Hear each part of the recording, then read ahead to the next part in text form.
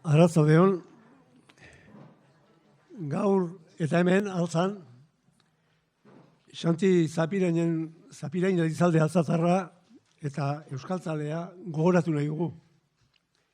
Horretarako, gurekin daude Pio Pérez Aldasoro eta Itziber Zapirain Etxaniz. Pio Pérez Aldasoro, Pasai Donibanen jaioa, antropologian doktorea eta Euskal Herriko irakasle agregatua. Donostiako Filologia eta Hezkuntza Zientzien fakultatean. Egun, memoria historikoa, literatura iberiarretan ikertaldearen parteidea da. Aitziber Zapirain, Xantiren alaba, kazetaritza ikasketak burutu zituen Euskal Herriko Unibertsitatean, Antxeta irratian dabil, eta kolaborazioak egiten ditu zenbait aldizkaritan. Argia, hitza, eta bar. Beraz, hau dira hemen ditugunak, eta besterik gabe, saioari edo ekitaldi honi hasiera emango diogu, Piori hitza emanez. Bueno, Gabon den hori eta mila esker etortzeagatik. Gaur Xanti gogoratzeko etorri gera eta orduan nik gogoan daukat behin Xantirekin hitz egiten, berak kontatu zidan, nola behin gaztetan, 17-18 urte zitula, Perritxikota juzela, eta han mendian, baserritar batekin topatu zuen, eta esan zion, bordaxarrekoa haiz, ez? Hor hasten da, ez? Nik kontatuko duen historia, hemen hasten da, bordaxarren. Bordaxar, hor altza eta errenterieko mugan dago, hor, begiratzen badugu zean mapetan, agertuko da errenteriko lurretan, baina nik uste dut bordaxatarrek bizitza gehiena egiten zuten hemen altzan, ez? Eta, nik kontatuko dizuet hemen hor batez ere Jose Zapirainen familiaren bizitza eta tragedia, ez? Tragedia bat izan zelako bere bizitza, ez? Eta, ideia bat egiteko hemen daukazue genealogia txiki bat, ez? Familia hau oso lotuta egon da beti bersolaritzarekin eta bersozaletasunarekin, ez? Hor, lehenengo Jose Vicente Zapirain esain, 1820an jaioa, hau bertsolaria zan, behar bada aurretik ere, arbasoak ere, igual egongo ziren bertsolarin bat, baina konstantzia badugu Jose Vicente ere bertsolari zela. Hor, bi seme batzuk izan zituen, baina bi bereizteko Juan Cruz Zapirain Etxeberria, eta gero bestea Jose Zapirain Aramburu. Jose Vicente Zapirain alargundu egin zen, gripea zela eta alargundu egin zen, eta bigarren aldiz eskondu zen eta orduan jaio zen Jose Zapirain. Juan Cruz Zapirain oso baita ere ezaguna da bertsolaritza munduan, berak Brabanteko Genoveva egin zuen, eta beste berso batzuk, ez? Oso ezaguna zan, bazirudien jende asko juten zitzaiola baserrira berso batzuk eskatzen, ez? Eskontzak zirela eta, jaiotzak zirela eta, jutzen ziren beraren gana egin zitzan bertsoak, ez? Eta gero bestea Jose Zapirain. Jose Zapirain Aramburu, hortik dator Xanti Zapirain, ez? Jose Zapirain Aramburu baita ere oso bertsolari ezaguna izan zen, Eta bai Juan Cruz eta bai Jose ez ziren bertso, nola esango dugu ez zirela plaza gizonak, ez? Nolabait bertso intimoak egite zituzten. Eta gaina beste ez dakite, bitxikeria bazen, biak ez zekiten ez idazten ez irakurtzen. Eta adibidez, Juan Cruz egiteko Genoveva Brabanteko bertsoak, bere emazteak irakurtzen zuen Genovevaren bizitzako pasadizoak, Juan Cruz gauean, ohean zegoela, sortzen zuen bertsoa, eta biharamunean, goizean, emazteari kantatzen zizkion bertsoak, apuntatzeko, idazteko. Eta Jose ere antzera ibiltzen zen. Josek garai batean kantatzen zituen bertsoak Salvador Zapirainek idazten zizkion, eta gero Salvador kartzeleratu egin zutenean bizilagun batek egiten zion. Eta gero daukagu Salvador Zapirain Ezeiza, Ataño ezaguna, nik esango nuke oso bertsolari aparta eta baitaren narratzaile bezala oso ona, ez? Eta baditu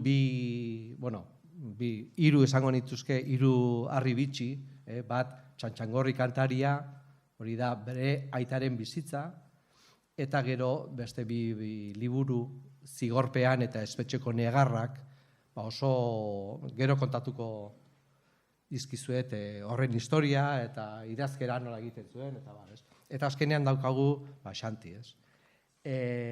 Baita ere, saga horretan sartu dezakeguna, ez? Bertsolaritza saga horretan, ez? Bueno, hemen daude, hori esan dizuet, lan batzuk, hor Juan Cruz Zapirain eta Brabanteko Genoveva, Jose Zapirain egin zuen 1950ean argitaratu egin zuen bertso gaur egun subversibo batzuk. Gero daukagu hor Ataño, Txantxangorri kantari, Espetxeko negarrak eta Zigorpean, eta azkenean Xantiren bizi behar dugu liburuaz. Bueno, nik esango nuke familia honetan, ez dakit bi esan ezaugarri den, baina bai bi zutabe oso importanteak. Eta bat zen bertso saletasuna, eta beste bat izan zen Gerra Zibila. Eta Gerra Zibilan bizi izandako tragedia.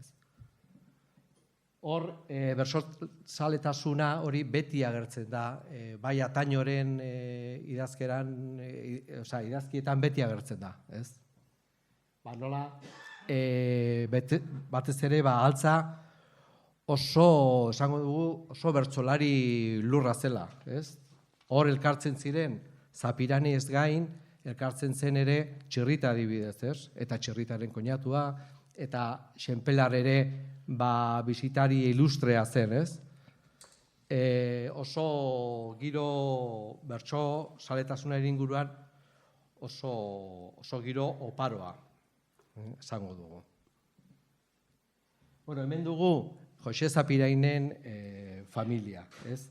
Jose Zapirainek 9 seme izan zituen, bere emaztea hil zen 1919an Espainiako gripearekin, justo txikia jaio zenean gaixotu egin zen familia osoa, eta ama ahul zegoela, eta hil egin zen, ez? Eta gelditu zen Jose, 9 seme hauekin, ez? Eta horiekin aurrera atera behar, ez? Lehen esan dizuet, Jose oso bertsolari fina zela, eta batez ere gogoratzen da lehenengo, esango dugu, lehenengo aipamena da alarguntzari buruz egin zuen bertsoa, ez? Eta behin irratian bota zuten, bertso hori, baserri kantatua, eta esaten zuten irratiaren telefonoa blokeatu egin zela inbeste dei egon zirelako, ez? Berriro jartzeko eta jakiteko zeintzen egilea eta bar, ez? Bueno, eta bestea zen gerra. Gerrak eragindako oinazea, ez? Bordaxarretik entzuten ziren gerra hotxak, ez? Bai uztailaren 23tik abuztuaren 5 arte, hor Aiako harritan, San Martzialean, eta borroka latzak egon ziren, eta dena, baserritik dena entzuten zen, eta dena jarraitzen zuten, ez? Baina, ez zuten pensatzen, haiek ez zuten ezer egin, ez zuten zertan beldurrik izan behar, ez? Eta gainera, Bordaxar zegoen, gaur egun ez da hortik bidea pasatzen, baina Donostira joateko, Errentitik Donostira joateko bide hoberena zen Bordaxarretik, edo Bordaxarren aurretik pasatzea. Hor, eta hortik, iraila hasieratik, iraila 5, 6, 7, 8, hasi ziren hortik mugimenduak egoten, irailak 13an hartu zuten Donostia, irailak 13an hartu zuten Errenteria, baina egun batzuk lehenago hortik ibiltzen ziren ja fascistak ibiltzen, ez? Eta Ataño jasotzen du liburuan fascista, Nafarroko errekete batek euskeraz esan ziona, ez? Eta esan zion kontuz, ez? Badituk guk hartzen dugun lekura atzetik automobilean datozenak. Hoiek dituk gaiztoak, hoiek beldurgarriak, beren paperetan zekartek guztia idatzita. Zein hil behar dituzte, nori multa kendu behar dieten, eta bar. Abisatu zioten, Atañori, kontuz ibiltzeko. Berak, ere jarraitzen zuen, pentsatzen ez zutela ezertan beldurrik izan behar, ez? Eta, irailaren 14ean, errekete talde bat, Guardia Zibilekin, Bordaxarrera juntziren, eta antzeuden guztiak, justo horretan zeuden aita eta 7 seme atxilotu egin zituzten, ez? Hor, etxe guztiak gazgora bota zuten, eta hartu zituzten 3 eskopeta, 10 kartutxo, 2000 peseta, daude, liburu batzutan agertzen da 2000 peseta direla, beste batzutan agertzen da 1145, baina, gutxienekoa da kantitatea. Asuntoa zen 3 eskopeta zituztela, alde batetik ehiztariak zirela, eta gero gainera bisemek soldaduzkan oso punteria ona omen zuten, eta irabazi zituzten sari batzuk, eta egiten artean ere eskopeta batez.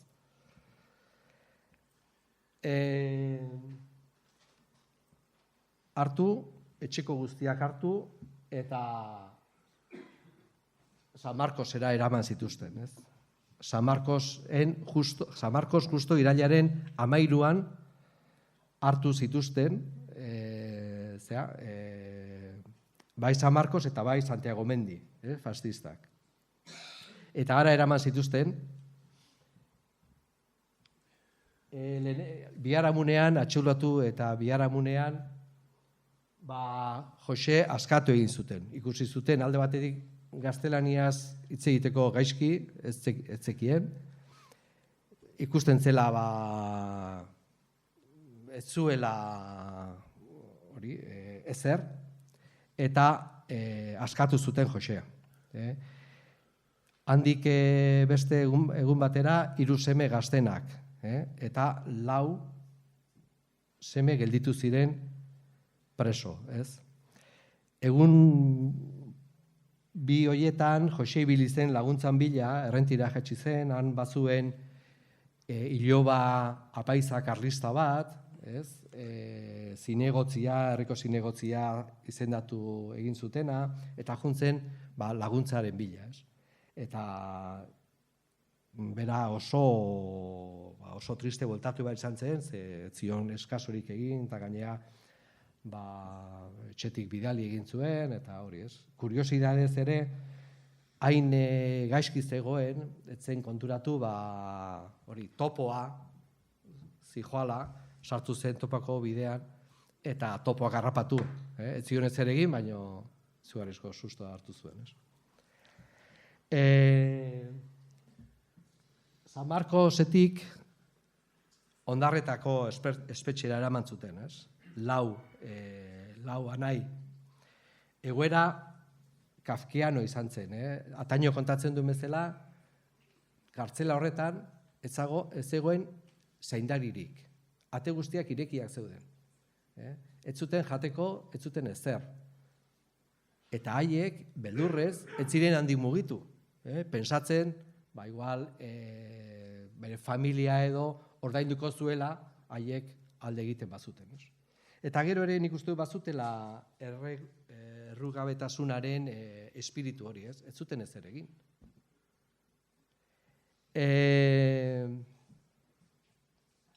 Ondarretan egon ziren, hor sartuta, eta azkenean egin zieten Donostian izan zen lehenengo epaiketa, Zapirain lau anaien horien kontra izan zen, ez? Izan zen urriaren 1926ko urriaren 10ean, epaitu egin zuten, epaiketa sumarizimoa deitzen zena. Sumarizimoak esan nahi du, normalean, auzi prozesuetan dauden epeak guztiz murrizten direla, eta urriaren 10ean egin zuten, eta 22an, 12 egun da gero, bi anai zarrenak fusilatu egin zituzten. Antonio Jose Ramon hil zituzten fusilatuak Ondarretako espetxean. Gainera, tarte horretan, Ondarretan, asko gaiztotu zen egoera, hasi ziren fusilamenduak, hasi ziren deitzen ziren, paseoak deitzen ziren, esaten zioten, Atainok esaten zuen bezala, joten ziren zelda eta uste ez da liberado esaten zioten, eta teatzen zirenean, kamioi batean ematen zituzten fusilatzera, eta oso egoera oso gordina. Eta, esan ziotenean hil behar zituztela, Jose Ramoni eman zioten aukera bere gutun bat idazteko aitari, ez? Eta hemen berriro bertsozaletasuna, ez? Idatzi zion bertso bat aitari, kontatzen, edo agurra ematen, ez? Nik jaso dut liburu batetik, oso errima arraroa du, nik ez du kantatuko, barkatu, baina nik uste dut kantatzeko bertso badela, behar bada zerbait falta da, baina hala esaten zion, nire aita eta nahi maiteak, gu hola hiltzea nahiko zuan gure jainko maiteak. Zuei ere, ditxa on bat dizutela eman, Virginia Grazias beteak. Gure odolorakin garbi ditzala gure munduko kalteak. Agur esaten dizuet, nire aita eta munduko lagunak. Barkatu dira kontutako egunak. Munduan ez dira danontzako olako portunak. Hemengoa, utzi eta zeruan, eitera noa ezagunak. Nire azkeneko agurra ederra, aita, Juan José, Saturnino, Joaquín, Salvador, Juan Cruz, Manuel, Jose Mari. Gorantziat zerur arte, ondo bizi eta katolikonak bezala, euskotar zintzoak bezala, gure ama Elizaren alde egin. Hori idatzi zion aitari, ez? Eta hau gutun batean sartu zuen, eta Ondarretako apaiza, kapelua, Joseri eraman zion. Eta Josek hori irakurtzerakoan, zer pentsatu eta bertso bat egin zuen. Hor, nik beti harritu nau, nola olako egoera batean kantatu daiteke. Nola olako egoera batean bertso bat egin daiteke. Baina hori ulertu behar da, Jose bertsorik gabe ezin zuela bizi. Eta hori zen nolabait bere adierazpena edo bera adierazteko zuen bide ia bakarra. Eta hau da bertsoa, kantatu zuten. Sentimentu asko dauzkan erekin orain kontatu biharrak. Ez dakit nola zuzenduko iran egin dituzten okerrak. Pazientzitik ez naiz atera jangoikuari eskerrak. Leku askotan jarri dituzte tristura eta negarrak. Lehen 10 lagun ginen etxian, ta orain 3 bakarrak. Lehen 10 lagun ginen etxian, ta orain 3 bakarrak.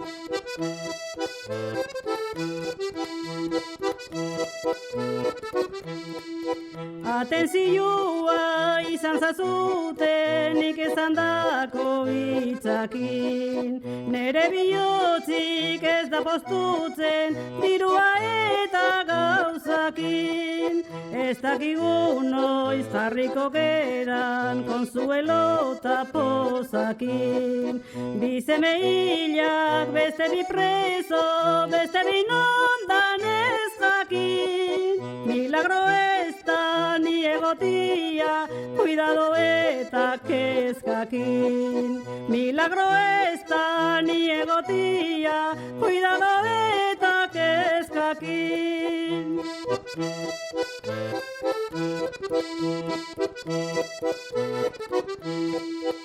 Adierazi behar dizute, esango dizute zinez. Tristura hontatik inola ere apartatu albagintez. Atentzioa izan biagu errezo asko eginez. Bi seme hilak, beste bi preso, beste bi nondan jakinez. Nere bihotza tristuran dago, ezin sendaturik minez. Nere bihotza tristuran dago, ezin sendaturik minez.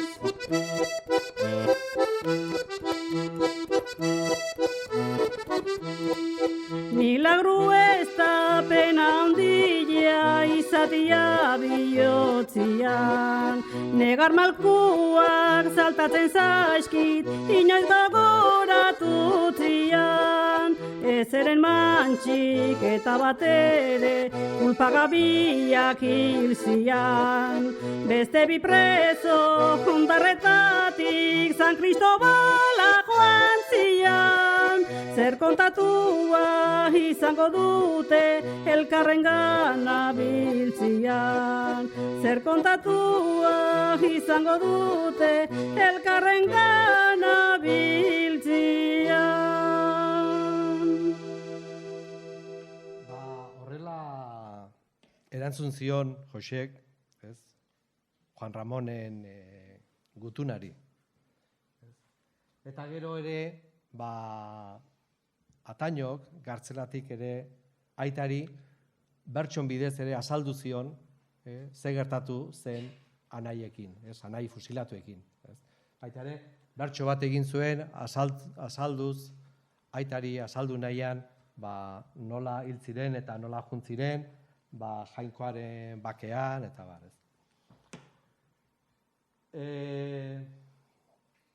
Eguberri egunean, hori gertatu zen urriaren 22an. Eguberri egunean, Ondarretatik atera eta Iruñara eraman zuten, ez? Hasieran lehenik Herrialdeko espetxera eta gero San Kristobalera, ez? San Kristobalera, eta hor kontatzen du Zigorpean liburuan Atañok, berak sartu zenean San Kristobalen, etorri zitzaion burura Dante Alighieriren bertsoa, ez? Esaten duna, lasciate ogni esperanza, ez? Ahaztu ezazu itxaropena, ahaztu izan zarena, infernua da, hau infernua da, ezarri dizuten iragana, hau da munduaren bestaldea. Konturatu zen oso infernua zela. Eta Zigorpean liburuan kontatzen ditu bizipen batzuk oso gogorrak, baina gainera kontatzen du umore fin batekin, ez? Adibidez, badago anekdota polit bat, nola oso kartzela edo fuerteko zuzendaria, korrupto izugarria zela, ez? Eta hor, ekonomatoan saltzen zituzten gauzak oso prezio oso altuan eta askotan ezin zuten ordaindu, ez? Eta adibidez, ogiak saltzen zituzten, baino prezio normala baino igual 20 aldiz gehiago, ez? Eta egunen batean ekarri zituzten alpargata batzuk saltzera, eta, karo, konturatu zen, alpargatak inork ez zuela erosten, ez? Nahi, zuten noin utzik ibili, alpargatak erosi baino, ez? Eta orduan, alpargatak saltzeko, saltzen zituen alpargata bokadiloak, ez? Ogia nahi bat zuten erosi, erosi behar zuten alpargata bat erdian, ez? Eta horrela, erosi behar zituzten, bi ogi, behintzat alpargata batzuk izateko.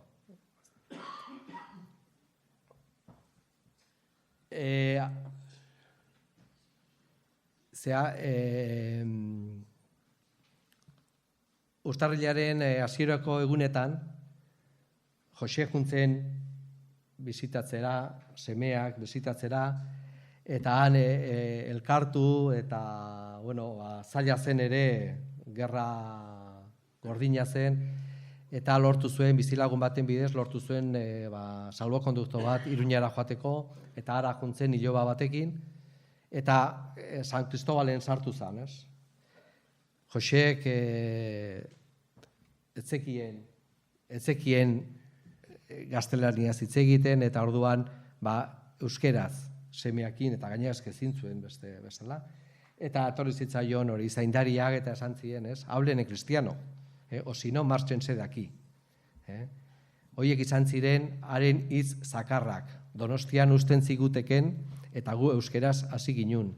Bestela nola hitz egin behar genioken aitari, besterik etzekienta.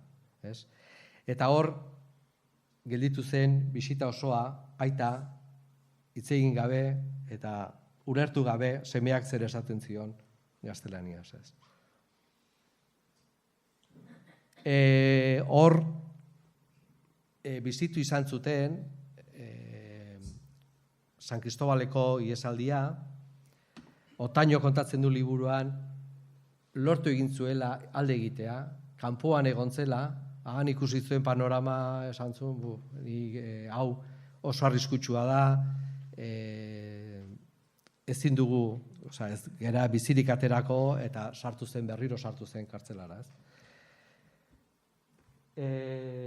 Han egon ziren, okerez banaiz, 3 urte, eta handik Orduñako kartzelara eraman zuten, eta Orduñatik libratu egin zituzten, gutxi gora 6 urte egon ondoren. Baina, hor, Atañok esaten zuen bezala, gerra etzen bukatu. Hau da, libre zeuden, kalean zeuden, baina ez askatasunik eta gerra oraindik hor zirauden. Eta, 5 urte inpernua berean igaro dizkiagu eta hemen ere espetxean bizi gaituk, esaten zuen Atañok. Saiatu zen lana bilatzen, ez zuen aurkitu, ikusten zuen ere herriko giroa oso gaiztua zela, Josek eta bai Zapaigindarrak ezin izaten zuten mezara jun altzako elizara ezin ziren joan, joaten ziren Astigarra gara, bengo apaiza karlista ezaguna izan zen, eta gainea hor bota egin zuen txerrien odolak, odolkiak egiteko balio zuela, baino euskaldunen odola ez. Orduan, txerriak euskaldunak baino askoz baliogarrioak zirela. Orduan, erabaki zuen kaputxinotara sartzea, eta han baratzean, kaputxinoen baratzean aritu zen bere gelditu zitzaion bizitza. Eta hor egon zen, hola labora. Han ere hasieran oso giro gaiztoa zuen, ezin zuen hitz egin bere tragediari buruz, bere familian bizitakoari buruz, ezin zuen hitz egin. Orduan idazten zuen. Idatzi eta historia bukatzen zuenean edo kuadernoa bukatzen zuenean erretzen zuen, eta horrela 10 aldiz. 10 aldiz kontatu zuen bere familiaren bizitza. Gaur egun gordetzen dira Koldo Mitxelena liburutegian, eta harrigarria da nola daude idatzia, badirudiz, memoriz zekiela, idazkera bat, akatsai gabekoa, dena jarraian oso adierazgarria da nola zelanketa izan duen, Eta oso jende gutxiarekin, konbentuan oso jende gutxiarekin hitz egin altzuen, kartzelako bizitzaz, eta anaien eriotzaz, eta hor bakarrik bazuen bat atezaina zela, eta gero etorri zen beste bat abadea izan zena, hor Bekorrotako jatetxeko nagusiak gero izan zena, eta bi horiek izan ziren bere lagunak eta bere nolabait konfidenteak. Eta gero beste bertsoaritzarekin ere lotuta 1950ean Josek liburu bat idatzi zuen, argitaratu zuen, bere bertsoekin, semeei egindako bertsoekin. Eta hor, Zapiraindar Josebak bezala idazten du, eta Errenterian Makazagaren irakolan argitaratu zen. Irakurrita liburua, eta oraindik gezurra dirudi, nola, hori nahiko klandestino izan zen, baina hor ezaguna zen. Adibidez, hori hartuta, Leizaola lehendakari izan zela, liburu bat idatzi zuen, aztertuz bertsoiez, orduan ezagunak ziren. Eta bertsoekin bukatuz, eta bertsoekin jarraituz, baita ere hemen Xantiren bertso bat. Aitonak eman zidan bertsoak, aita jarri zuen mamia. Amak emandik, olerkirako gozotasun berezia. Bordaxarretik martilun arte, hor dago nire kabia. Hor dira nire bertsoak eta nire olerkia. Eta gero berriro Tañoren aipua, gure arraza oixiguan, bertsoa. Bertso horiek, bai Josek egindakoak, bai Juan Cruzek egindakoak, eta bai Atañok egindakoak eta Xantirenak ere, hor dira emoziotik irtandako bertsoak. Nola, hori bertsoen bidez azaltzen zituzten barneko emozioak, ez? Eta hor bertsoa batzuten eraginkortasun performatiboa eta traumatorgikoa, ez? Performatiboa da, hitz guztiak ez dute balio berdina, ez? Guk esan dezakegu euria egiten du, eta ari gara gauza bat kontatzen, ez?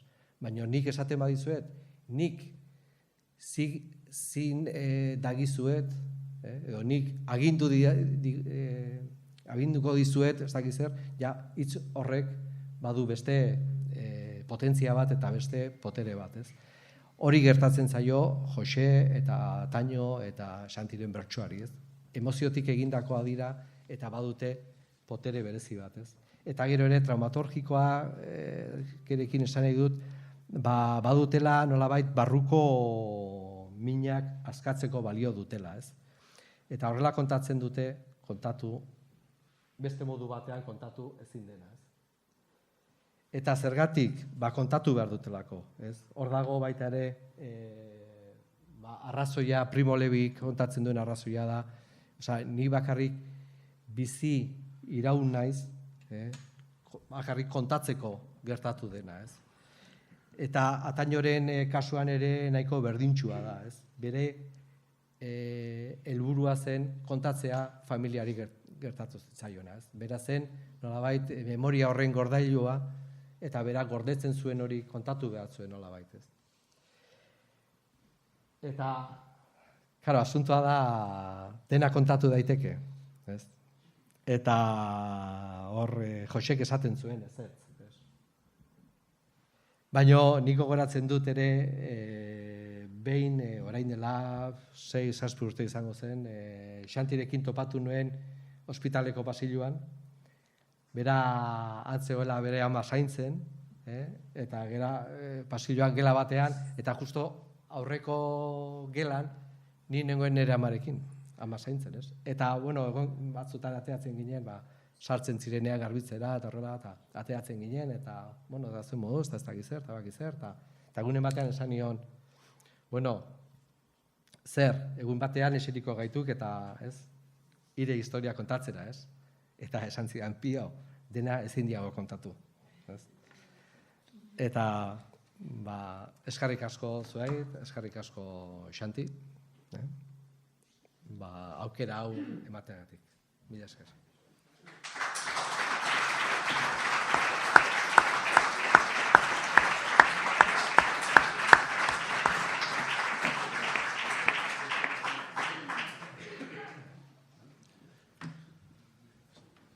Ondoren ez dakit, prestatuta eukiko ditugun, baina asmoa daukagu arrezki batzuk, Xantiren arrezki batzuk botatzea, hemen altzako eta jende guzti gurekin ibilitako arrezki batzuk.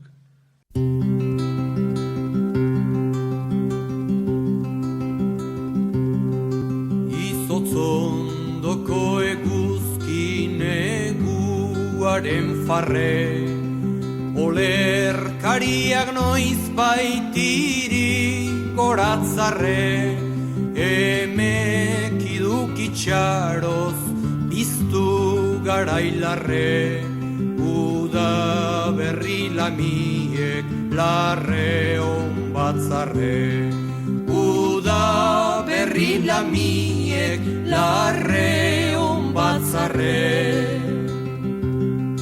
Betik natorri barrak izoztuta utziak, mendia ez dago urrezko jantziaz, haren farrea dadat irrika biziaz, gozatua baitu gaur ez bereziaz, gozatua baitu gaur ez bereziaz.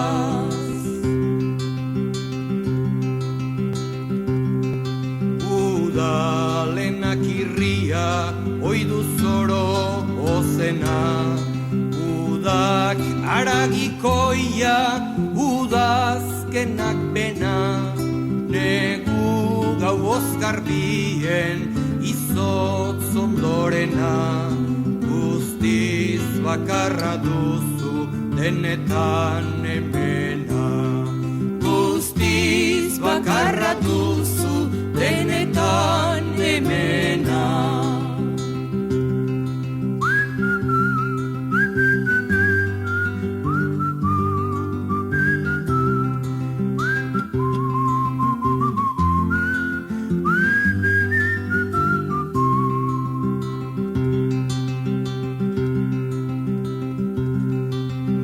Bai, tatzaeria ogean erio, atza parritxusia luzatzen ario, berbizkunde berria maiteak jario, itzik ezinte irria hain ezti dagio.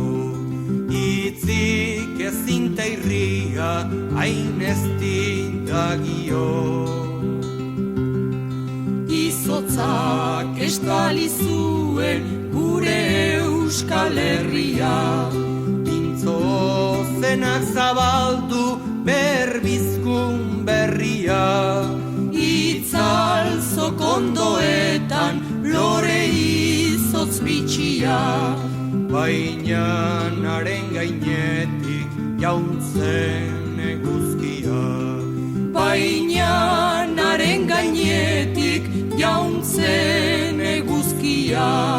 Baina haren gainetik jauntzen eguzkia.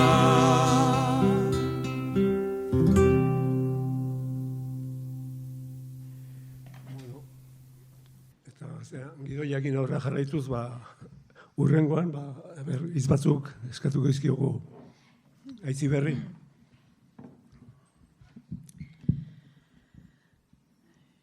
Bueno, niri pixka eta arraro egiten zaizen nik ez duena horrela pentsatua. Ez nekien hemen goian egongo nintzenik eta horren inguratua. Eta pio entzuten, enaiz harritzen aitak 19 urterekin egin zuen autua, ez? Ja ulertzen manuen, eta zerbaiten berri baldin manuen ere jada, askoz gehiago ulertzen dut zergatik eta ze helbururekin egin zuen alde, ez? Bueno, ni pixka prestatut gure bizipenetik eta ez dakit. Saiatuko naiz gehiegi ez irakurtzen, eta hemen zaudeten gehienok bere zenbait pasarte ni baino hobeto ezagutzen dituzu, ez? Zeren dena kontatu gabe joan zen. Gauza pila bat kontatu gabe. Nik uste dut bera hemen oso pozik egongo zela momentu honetan, bere herrian, ez? Eta altzan eta zue guztiekin, azkenan bere hurbilekoenak zinetelako. Eta hau idazten hasi naizenean goizean pentsatu du, igual ez da joango Juan Mari ezin duelako, edo igual ezingo du, baina beretzat referente handia izan zen Juan Mari, ez bakarrik idazle bezala, ze aitak ez zuen irakurtzen, gauzak diren bezala idazten zuen, baina euskal literatura ez zuen irakurtzen. Baina Juan Mari asko maite zuen, orduan, ikusita hemen zaudela, nik uste pozik egongo zela ere. Eta nik ez nuen inoiz pentsatuko aitaren inguruan hitz egingo nuenik, hola, ez nuen bere eriotza hain azkar edo imaginatzen ez da modu honetan, eta gutxiago ez nuen imaginatzen testu inguru honetan eta altzan, bera militante politikoa izanik, guk etxean beti literaturatik edo literaturatik kanpo ikusten genuen, naiz eta idazten zuen. Horanik, Xanti Zapirain altzatar euskaltzalea hitzaldia ikusi nuenean eta euskaraldiaren baitan, eta berehala pentsatu nuen, bera oso pozik egongo zela, bera euskalarekin batera lotu izanarekin, ez? Ze berak esate zuen txurreroa zela. Bere buruari beti baloreak entzen zion, ez zion inolako baliorik ematen berak egindako idatzi eta lanei. Egia da, etzan Joseba Sarrion handia edo Eider Rodriguezen mailakoa ez da gutxiago ere, baina askotan esan izan dugu etxean, badituela zenbait lan, gure ustetan politak, ez? Nik 3 esaldi gogoratzen ditutola bereak. Gizakia da bizidun bakarra usteltzen dena heldu gabe. Gero esaten zuen beti utopia ez da amestea, utopia da elkar maitatzea, eta bat oso presente izan duguna bere heriotzarekin bizitzak musu bat ematen badizu hartu eta gozatu. Aitak gaztetatik eman zuen bere bizia, Euskal Herriaren alde, baina bere herri ideal horren iruditerian Euskara zegoen beti erdian, ez? Esaten zigun, nik ez dut euskararik gabeko Euskal Herririk nahi, eta muturreraino eramaten zuen hori. Bere, militantzia politikoan, euskararen aldeko borroka baiter egiten zuen, ez? Herria da gorputza eta hizkuntza bihotza, Mikel Laboaren esaldiak, nik uste dut dena esplikatzen duela 4 hitzekin. Bera 87an, 70. hamarkadan alde egin bazuen ere, 87an guztiz desagertu behar izan zuen mapatik. 3 urtez etxez-etxe ibili zen, gordeleku bila, eta Frantziako gobernua ere parte hartzen hasi zenetik espulsioekin eta galeko atentatuekin, eta atea zabaltzea ere zitzaion hain erresa egiten, herritar arrunt bati, etako militante bati atea zabaltzea, etzen xamurra. Orduan, amaren burutazio eta osabaren ingenioarekin, zulo bat egin zitzaion etxean, eta horrela, 4 hormetan, etxera etorri zen. Eta ez dakit, nik uste dut bere ahalen arabera zoriontsu izan zela gurekin zegoelako. Baina 10 urte pasa zituen, arnaz freskorik hartu gabe, goizetako intza horren freskurarik gabe, eta nik uste dut leioaren bestaldetik, kortinaren bestaldean imaginatu egin zezakela soilik zertzen hori, ez? Eta 10 urte zola ibili ostean, guk uste izan dugu askotan, igual berak ere ez dakit nez oroitzen esan izan ote zuen, baina idazteak ematen zion berari bizirik egotearen sentsazio hori, ez? Eta Pio kontatu duenetik ere berarentzat idaztea zen familiarekin lotuta egotea bezala. Asko oroitzen zen bere aitona Xantiz, Amona Maritxuren aitaz, baina baita ere aitona Josez, ez? Horre familiko gora berak tarteko, berak esaten zuen, ezin zutela joan, Bordaxarrera, baina ni komentzetuta nago berak Bordaxarrekin amestu egiten zuela, ez? Bordaxarrekin, perretxikoa biltzarekin, eta gure aitona Juan Cruzekin. Nik uste dut bera antzela han ikusten zen modu ideal batean. Eta horrela, egunero idazten zuen, eta imaginazioa zitzaion falta badauka hor liburu bat Zorionaren trena, ez da argitaratu, baina, parregin nahi baduzue, igual Koldo Mitxelenan dago gordeta ez dakit, baina hortxe dago, humorea dauka.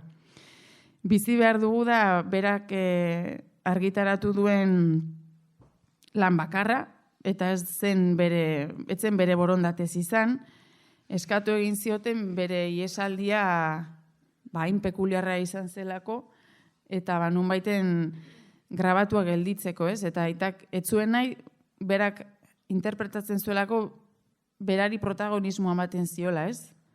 Halako batean ulertu zuen, eskatzen zitzaion leku hortatik, eskatzen zela kolektibo baten memoria gordetzea, eta hor kontatuak direnak, gehien bat dira etxe barruko bizipen eta biziraute hori, eta kontatu ezin direnak berarekin joan dira. Kalera atera zenean, gogoratzen dut, aekan eman zuela izena berehala, ze gordeta zegoela, Izebak Berarrebak eta Jose Juan Ugaldek zuzentzen zituzten bere idatziak. Gu gogoratzen dugu bere idatz makina beltzaren aurrean, eta beti zeukan entziklopedia eta eta hiztegia Luiarrenak hanka esartzeko, ez? Zeren bera garrantzia ematen zion bere ama hizkuntzan ongi idazteari.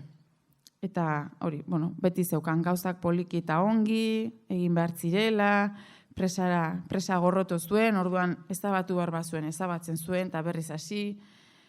Niri laguntzen zianean beti esaten zian zure burua, eskua, baina azkarrago doa, ze oso letra txarra daukat, bera bezala, eta esaten zian azkarregi pentsatzen nuela. Kalera atera zenan ere, Hendaiako literatura taldean parte hartzen hasi zen berehala, eta Mintzalaguna taldean ere bai. Eta horrek erakusten du pixkat bere atxikimendua hizkuntzarekiko. Eta anekdota bezala hizkuntzarena nik piztina egiten nuen nerabezarora arte, oso giro frantsesean, eta, karo, aita joan zen iesean iparraldera.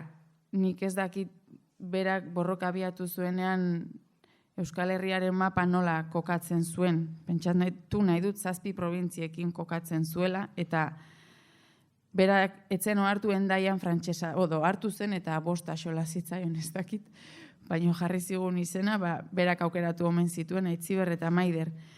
Eta ni giro frantses hartan, konpetizioekin, Bordalen eta Pauen eta nire izena, ez zuten esaten inork ulertzeko moduan, eta esan nion aita.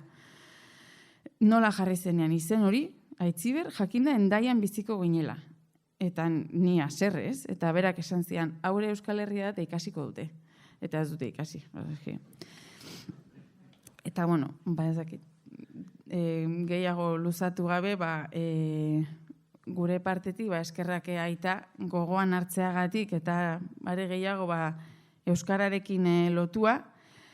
Aitak beti zuen altza bihotzean, beti berarekin eraman zuen, bere herria. Eta badakigun arren hau antolatzen taldean aritu zaretela, gure partetik mila esker Luis Mari Raiari bukaeraraino mantendu duelako laguntasun hori aitarekin. Listo.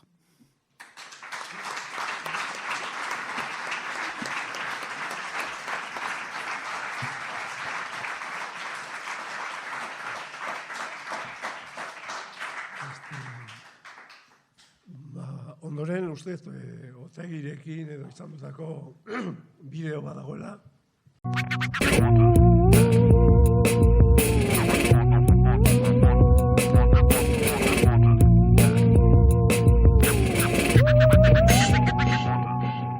Ezan bakarrik abertzaldea, ez dakit nola esplikatu. Arek Euskal Herria pila maitezun, arek etzun iz bat iten erderaz egun osuan. Ez da iz bat ere. Osa, militantea tope zan. Abertzalia, arekin euskeraz ez bazenun hitzeiten. Oso zea zan, radikala zan. Osa, tipo, hori da. Kontatuko dizut, adibidez, nirekin nola hasi zan.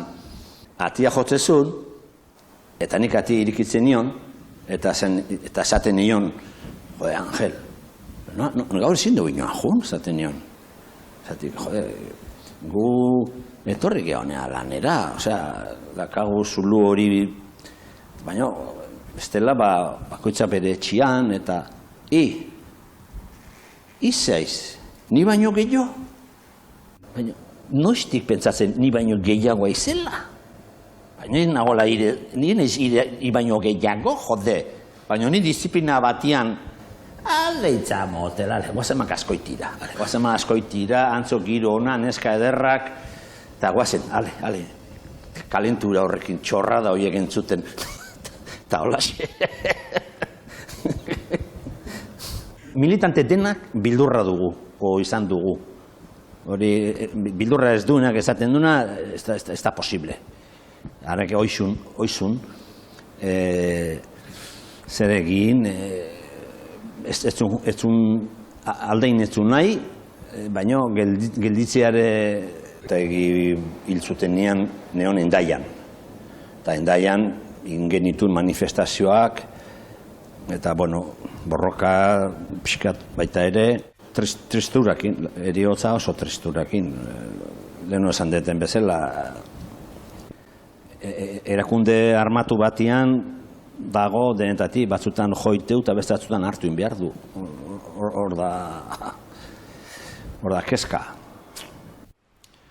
Nere egia zintzo sentitu, hariman daukat ezin kabitu, ibai bat da ezin gelditu, urgar biena zuretzat ditu.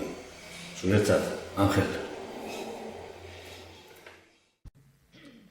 Bueno, aprobetxatu nahi dut, hemen gaude, eta beha komentatu du bezala, ea kontatu duen histori guztia, biok edo liburuntan dagoela.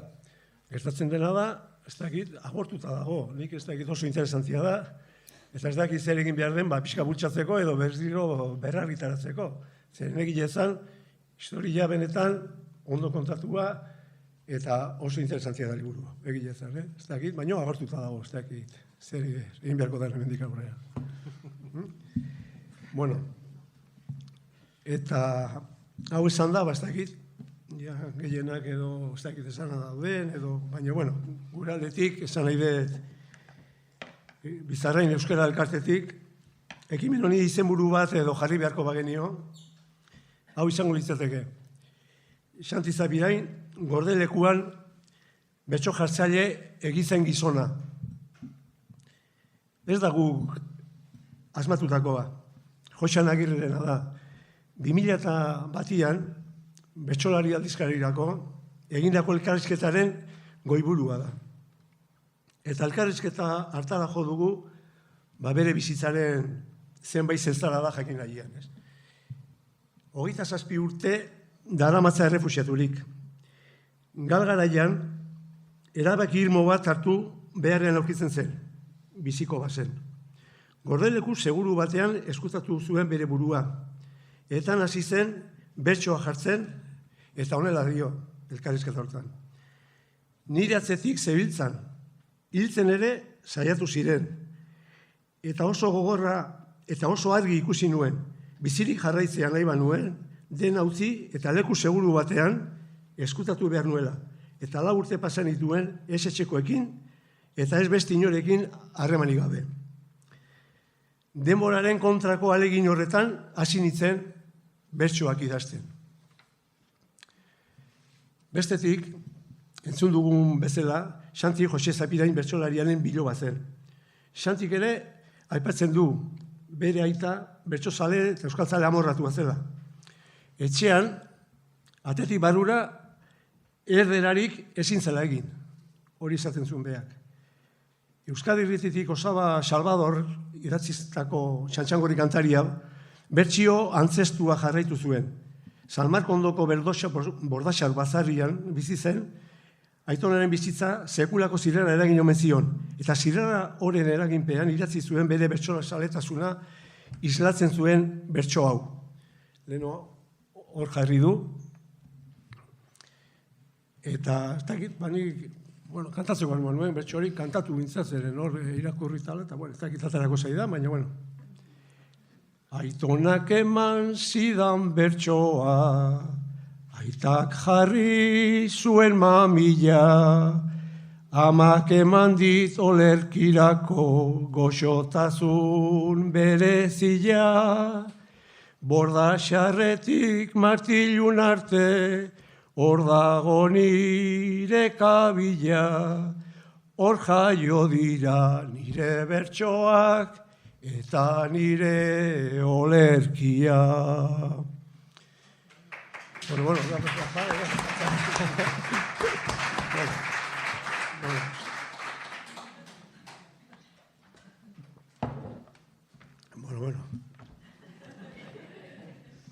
Gordeta egon zen garaikoari buruz, dira entzorengo hitzak ere. Izugarri gogorra egin zitzaidan bi hau txiki eta alde egin beharra. Eta gogorragoa oraindik leihotik bi aurrak jolasean ikusi eta hitz bat egin eta bezarkada bat eman ezina. Aitziber, ikastolan hasien egunean gogoratzen naiz, etxaurretik pasatzen ikusi eta nega saio bat egin nuela. lau urteko kondena horren emaitza da, Xantik idatzirik duen bertso jarrien bilduma, eta honela dio. Nire bertso jarri horiek Aita Zabalari pasatu nizkion, eta hasieran argitara emateko esperantzak ere eman zizkidaten, baina zuten ezer egin. Batzutan, egun oso bat, igual pasatzen nuen bertso batekin bueltaka. Baina horrela zaudenean, ez duzu beste egitekorik. Nere buruari disiplina bat jartzeagatik, hasi nintzen bertsoak idazten. 8 handia erabiltzen nuen gehien bat, baina baita beste zenbait neurri ere. Tarteka, aspertu egiten nintzen neurria eta herrimarekin lan egiten, eta librian egiten dituen bertsoak. Gai aldetik filosofikoa dira gehienak, intentzioz esan nahi dut. Eta bueno, hemen berak idatzitako zenbait, ez dakit barne gogoetak, edo apetu ditugun zea guzti jabek, beak bururatu zitzaizkien zeak hauek, irakurriko ditugu, zer hemen jendartatian banatuta daude, eta banan edo, 8 bat bakarrik edo, baino irakurriko dituzte. Bizian garrantzitsuna zer den eta zer ez, zuk erabaki behar duzu. Nahi baldin baduzu pertsona izan behar duzu zu. Egiaren ikaslea eta arrazoiaren maisu. Itzalean ikasi dut nire lagunen izena. Ezagunena ahaztu zait, ia eman gabe pena. Bizian lagun izan zaitez zintzoa, eguzkia bezalakoa, zuzena eta goxoa, maitasunaren haizean izan zaitez usoa. Eta gogoratu lagun igeltxeronek esandakoa. Bizian zuk duzu ardura osoa, bidea ez da zurea, baina zurea da pausoa. Geltxerook pentsatzen dugunean eraiki egiten dugu. Bankariek pentsatzen dutenean suntsitu. Langile askoren zoriona. Bizia eriatzorena da, maitasuna merezi duenarena. Egia naturarena eta arrazoia denona. Hori jakinda pertsonak eraiki behar du zoriona. Bizian lagun ez zaitez izan tristea. Ez maite bakardadea. Bakardadea ez da bakea. Da eriotzaren alaba gaztea. Horregatik, maite ezazu bizia, maite ingura lagun artea. Gogoratu beti iribarrea dela aurpegiko lorea. Dena eukitzeko amets egin behar da, pixka bat lortzeko borroka. Gizartean, arazoak konpontzeko, ametsaren gizartea lortzeko, utzi behar dugu arrazoia, utzi alde batera, baztertu betirako, eta egiaren bila hasi. Arrazoia boterearena da, egia herriarena. Bizian garrantzitsuena ez da begi orlegiak izatea, begira da orlegia baizik. Boterearen bakeak armak ditu, herriaren bakeak arima. Nahi nuke izan argia, baina naiz itzala. Ni ez naiz mamia, naiz azala. Hori naiz ni. Bizia lagun sagar handi bada. Zenbat eta handiago be, horregatik ez zaitez bizi. Egunero koska egin gabe, bestela sagarra usteldu egingo da eta zu ere. Hartzaiak asko daki, hartaldeak dena. Naiz eta eguzkia egunero atera, argia norberak eskuratu behar du. Hori ere esaten zuen bai. Bueno, aurrera jarraituz, bere apaltasunean Xantik esaten zuen. Azkar ohartu nintzen ordea, bat-bateko bertso gintzak sekulako maila zuela, eta bertsolari batzuek, ni bolegrafarekin adinako bertsoak bat-batean botatzen zituztela, eta utzi nion idazteari. Gainera, esan dudan bezala, denborari kontra egiteko modu bada, eta norbere burua salbatzeko modu bat. Eta jarraitzen du, oso gutxi irakurri du nik bizian. Bat ere ez, hobeto esan da. Eta bat-batean etortzen zaizu horrela egon beharra eta idaztea. Nik uste, barruan duzuna ateratzeko modu badela. Nik asko sufritu dut. Badakit beste batzuek gehiago sufritu dutela, baina nik asko sufritu dut. Eta horrela zaudenean, ez duzu arrakasta lortzearen idazten. Zoriona nahi duzulako idazten duzu, bizire sentitzeko. Horregatik, behar bada, bertso triste asko dago nire bertso jarri hoien artean. Esan dudan bezala, ezkutatu nintzenean, 2 haur txiki utzi nituen etxean, txikienak 15 egun bakarrik zituen. Ni leihotik ikusten nituen, baina esen izan nituen bezarkatu. Hori bizi behar da, hori erotzeko modukoa da. Norbera baita, norbere buruaren kartzeleroa. Gordelekuan pasatutako 4 urte horietan ere idatzi zuen prosarik. Euli batekin elkarrizketa luze bat idatzi zuen. Hala ere, prosara pasatzeko erabakia gero etorri zen. Elkarrizketan jarraitzen du. 1981an hasi nintzen nire bizitza idazten. Galen garaik urte gogorraiek ekarri nituen gogora. Nire bizitzak urterik gogorrenak izan ziren, eta hoiek jarri nituen liburuan. Txantxangorri iesi izenburua jarri nion. Osaba Salvadorrek gure aitonaren bizitzarako erabili zuen Txantxangorri kantaria delako, haren erreferentzia erabiliz.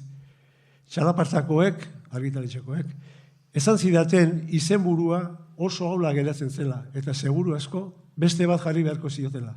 Eta hau da, hain zuzen, bizi behar dugu liburua. Kasualidad ez dakit, baina baita ere agortua dago. Poliki ikasten ari naiz trukoak. Trukoak ikasten. Azken batean, irakurlea ies egin gabe amuan edukitzeko trukoak dira. Arrantzaleak amuan arraian ekatu arte edukitzen duen eran. Ez pentsa erreza danik. Irakurlea hilabete bat liburuari lotuta edukitzea. Hala ere, idatzi zituen, lanen artetik gehien maite zuena, Zorionaren trena izenekoa zen. Bizitzari kantu bat bezala definitzen zuena. Donibanetik abiatu eta Euskal Herri osoa zeharkatzen duena da, eta barruan edonoren arazoak konpontzen dituzten sendagile eta psikologoak doaz.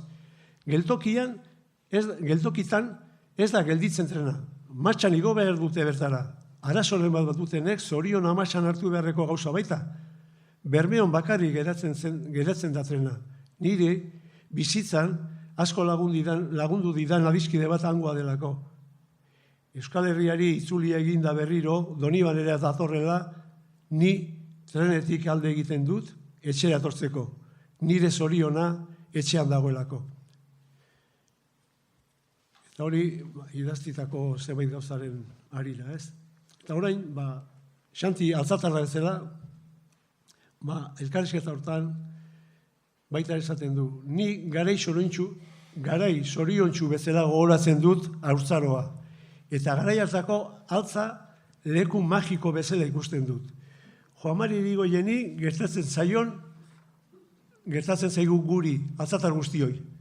Beste herri batian jaio ginela, sentipena dugu. Gero aldatu baitzen, era bat altza. Gu egia esan, postal baten barruan jaio ginen. Eta ondoren, berak garaiatian altzako, ez dakit 1967an, altzan atea genuen liburuzko bat, lehenbiziko udal hauteskundeak edo ospatu behar ziren bolar hartan, eta liburuzka hartarako, garai hartan intzitun, bertso batzuk, eta gerora, 2011an edo, bertso haiek hartuta, hemen altzako musika talde batek, harrika edo, rock modura edo gokitu zituen, eta hortxe daukagula, grabazioa edo.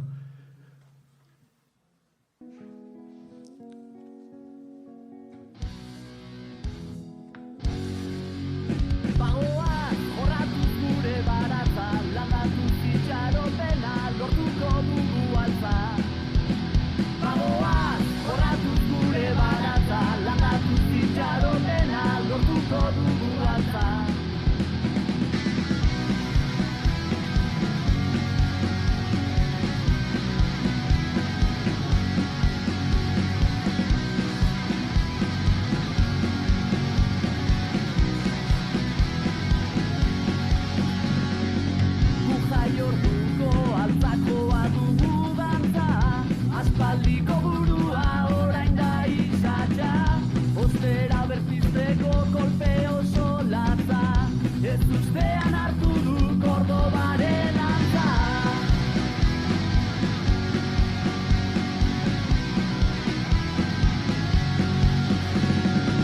Salmenta lortu duena da herria furtu, lorategia zena hormigoi bihurtu, gure betiko itura goizetik zapuztu, eta euskera maitea hozkailuan sartu, Donostiak ez dirrigu, bizipotak endu, irribarreak inoiz, tristurarik ez du, leko xarma oraindik, altzak ez du galdu, betiko nortasuna, ezin baita saldu, leko xarma oraindik, altzak ez du galdu, betiko nortasuna, ezin baita saldu, altzatarra gara gu. Bagoaz, jorratuz gure baratza, landatuz itxaropena, lortuko dugu altza. Bagoaz, jorratuz gure baratza, landatuz itxaropena, lortuko dugu altza. Bagoaz, jorratuz gure baratza, landatuz itxaropena, lortuko dugu altza. Bagoaz, jorratuz gure baratza, landatuz itxaropena, lortuko dugu altza.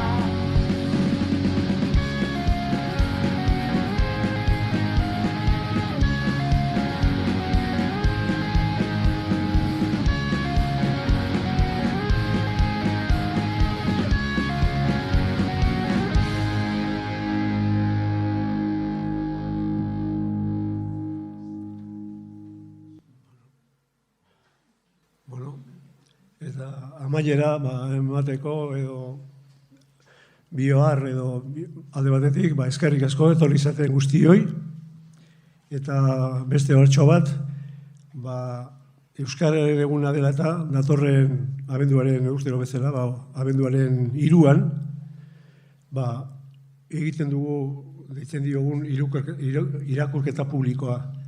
Eta urtero hartzen dugu, altzatar baten egilea den liburu bat, eta publikoki jendean aurrean edo dagoenen aurrean, irakurtzen dugu horri batzuk.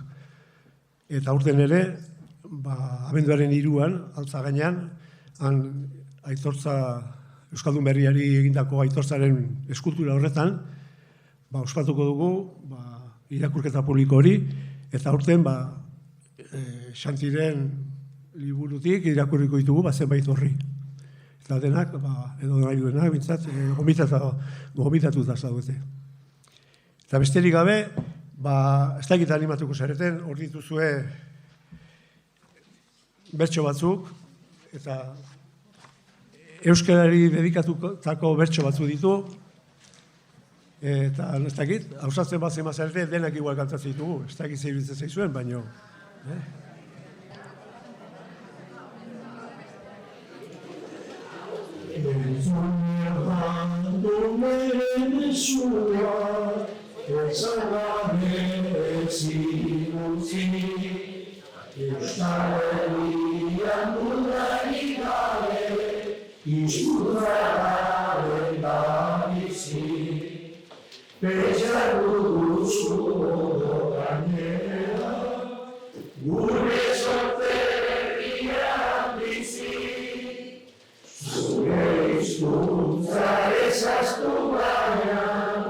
Euskaraz bizitzen hasi.